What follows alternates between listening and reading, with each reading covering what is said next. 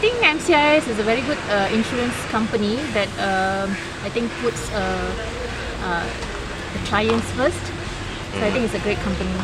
I'm actually quite surprised and amazed with MCIS for providing us with this shield to actually protect us given the pandemic that is happening. I think it's very good for us in terms of our safety, both safety and also how to say we actually safe from the infection getting spreaded. So that's the most important thing. So this will actually protect us from constant touch with the passengers or direct contact with the passengers. Yeah, it's a very good protection. I think yes, this actually it's like a barrier between the driver and the passenger. We never know what type of passenger is actually boarding in. So yeah, it's like it's mainly safety.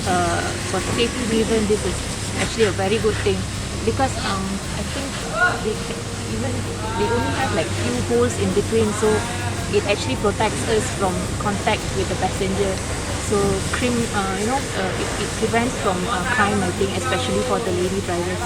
Pandangan saya terhadap SIM ni bagus sebab kita sebagai ladies driver memerlukan perlindungan lah kadang-kadang daripada orang-orang yang jahat ke apa kan, dan melindungi daripada COVID.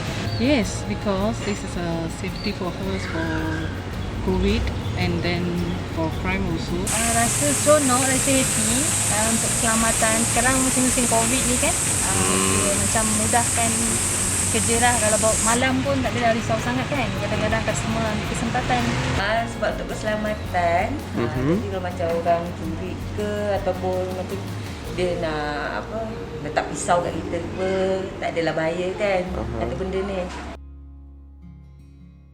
Dulu lah kat dah 4 tahun dah drive, so dulu pernah lah juga orang luar lah dia cuba nak rubber lah sekali tu je lah.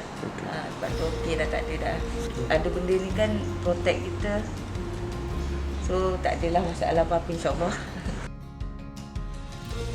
Thank you MCIS and Rodeo for giving us the best protection. Terima kasih kepada Radio dan MCIS Life. Terima kasih banyak. Thank you so much. Thank you very much because we get this. Yeah, thanks for MCIS and for the review.